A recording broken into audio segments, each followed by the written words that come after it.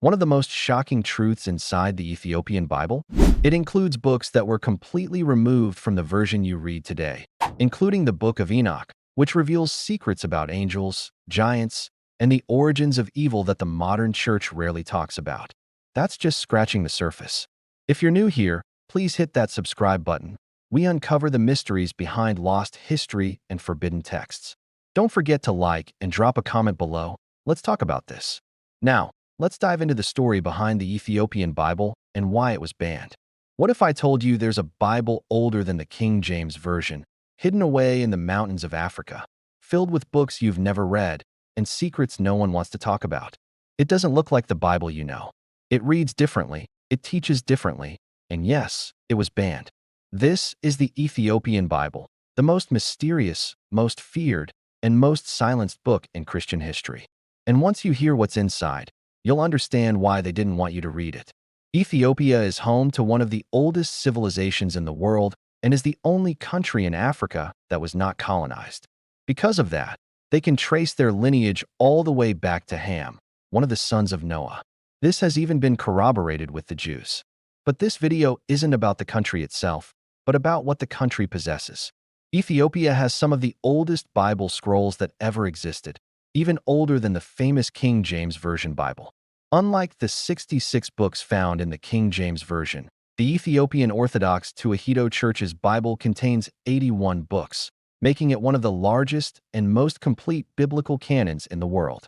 It includes not just the Old and New Testaments, but also several ancient texts that were excluded from most modern Bibles, like the Book of Enoch, Jubilees, and 1 Esdras.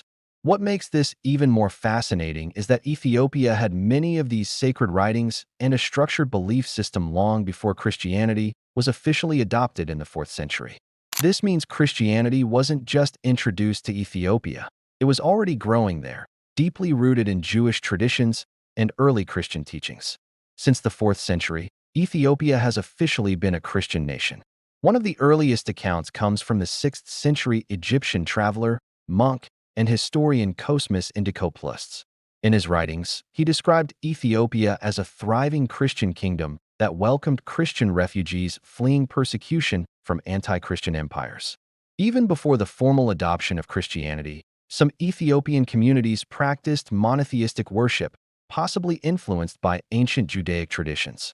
However, it is important to note that Christianity itself is around 2,000 years old. So while Ethiopians have long embraced deep spiritual traditions, the claim of worshiping the Christian God for over 3,500 years likely reflects a blend of Judaic and early proto-Christian beliefs. Contrary to popular belief, the oldest organized Christian body in the world is not the Roman Catholic Church. It is the Ethiopian Orthodox Tewahedo Church. Christianity took root in Ethiopia as early as the 1st century and was officially adopted as a state religion in the 4th century, making it one of the first nations to do so. Ethiopia is also home to one of the world's oldest illustrated Christian manuscripts, part of the Gospels written in Guizi, an ancient Ethiopian Semitic language. This rare manuscript was discovered in 2010 in a remote monastery perched atop a mountain in Ethiopia, preserving centuries of sacred Christian tradition that predates many Western texts according to the Kabra Nagast, which is Ethiopia's holy book, in the 10th century BC, an Ethiopian ruler. And the famous biblical Queen of Sheba went to Jerusalem to ask the famous King Solomon for advice. It's even recorded in the acceptable Bible canon. But what the Bible didn't tell us is that the two rulers had a son together named Menelik. Queen Sheba took the boy back to Ethiopia and made him the first emperor. In 2012, experts looked at the genetic makeup of many Ethiopians and found some evidence to support Sheba's journey to Jerusalem and birth there. It is believed that Egyptian, Israeli, or Syrian people may have mixed with the Ethiopian natives around 3,000 years ago, during the time when the queen is said to have ruled. Despite having all these credentials and authenticity, the Ethiopian Bible is still discarded and not taken as part of the canon of the holy books. In fact, most people, including believers of the same faith, have never even heard of the Ethiopian Bible. That just shows you the extent of what was done to discredit and hide it. This begs the question, why?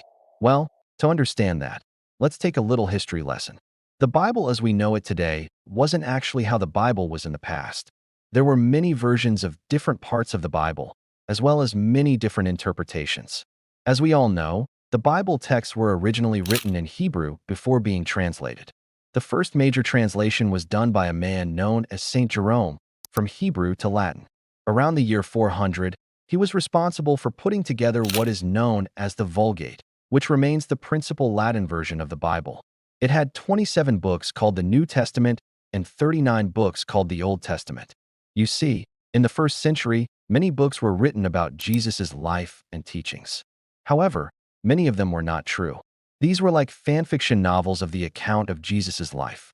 The problem was that when these books were released to the public, people ended up believing those fanfiction books were actually real. There was no internet to quickly fact-check these books, and as we know, fake news travels faster than real news. So you can only imagine the scores of fake books that were in society and the damage they did.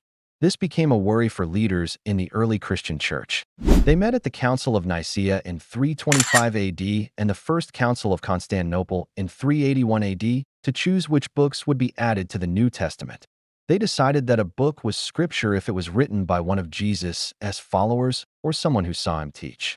The book also had to have been written in the first century and make sense with the rest of the Bible.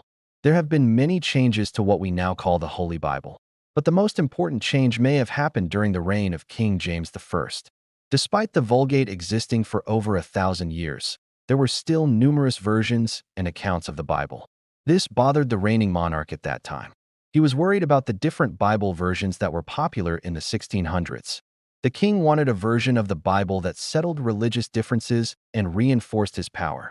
Several priests also asked the king to make changes, saying that some of the translations going around were wrong. To solve this pressing issue, the king got 47 experts to look over all the different translations. They were split into 6 groups and worked on different parts of the project on their own for 7 years. These men had to follow strict rules so that they wouldn't show any bias. They also used a number of different tools to help them make a scholarly Bible that stayed true to the original languages. When the priests and the king looked at the works of these experts and saw that they had similarities despite being far from each other, they approved it, giving glory to God for guiding them. In 1611, the King James Bible was published. Because of advancements in printing, it became one of the most accessible Bible versions to date. So, these edits made in the King James Bible and the original Vulgate translation saw to it that some books were not included in the Bible most Christians have today, while the Ethiopian Bible still retains all of them. Now that we've taken a short course on the Bible's history, it's time to answer the major question of why the Ethiopian Bible was rejected. There are a lot of reasons, but the major one is because the Ethiopian Bible includes additional books known as pseudepigrapha. Pseudepigrapha are falsely attributed works, texts whose claimed author is not the true author. Like fanfiction, pseudepigrapha are considered non-canonical by most other Christian traditions. The books that were removed or rejected were ones that scribes and theologians of the time already knew were not divinely inspired. Many people before and after Jesus wrote these books with their own intentions. I understand their reasons for removal. Take, for example, if someone today released a book and said Kobe Bryant wasn't a great athlete, the book would be a failure, and the author would receive lots of backlash because we know that is false. But give that book 500 years, and when someone in that timeline sees it, people in that era could start to think that Kobe Bryant actually wasn't that good. So to prevent such lies from spreading into the future, we root it out now. Even the Ethiopian Bible has 2 canons, the broader and narrower canon. A canon is a generally accepted law or principle by which something is judged. The broader and more famous canon has 81 books. In this version, we have Enoch, Jubilees, the 3 books of Maccabean, and a whole lot more. This is the one the video is mostly about. The narrower canon, on the other hand, was overseen by Emperor Haile Selassie. He created this version and publicly proclaimed it as the official and completed version of the Ethiopian Bible. The reason for this? Well, I can't say because it might cause a misunderstanding in the comment section. But all I will say is, look him up and do your own research. The narrower canon version doesn't have some scriptures that are found in the broader version. So you can see that even within itself, there were controversies. The Ethiopian canon is a great way to see how the Bible has changed over time. Contrary to popular belief, the Bible isn't just one book. It's more of a collection of texts written over many years. And that's where the problem lies.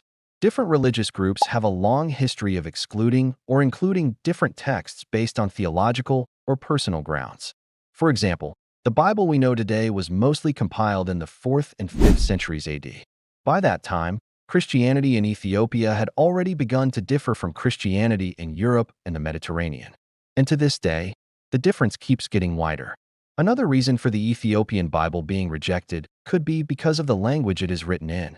It was written in Guizi, making it difficult for non-speakers to access. Plus, the lack of translations and the unique practices of the Ethiopian Church have contributed to its relative obscurity outside of Ethiopia. The third reason is more controversial and is because of politics. Power in politics was what the Roman emperor cared about during the early days of Christianity, not spiritual growth.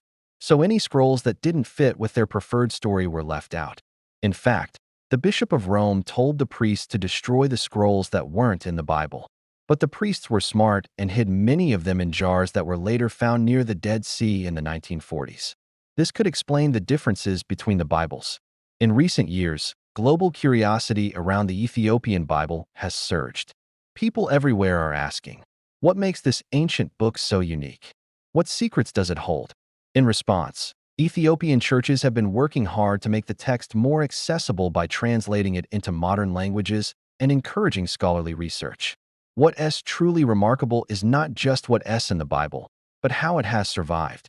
This sacred book withstood centuries of conflict, foreign invasions, and even a devastating fire that destroyed part of the monastery where it was kept in the 1930s. And yet it endured. Meanwhile, why do you think the Ethiopian Bible includes books that other Bibles left out? What do you think? Let me know your thoughts in the comments below. Thanks for watching, and if you enjoyed this journey into history, don't forget to like, share, and subscribe for more content like this. See you in the next video.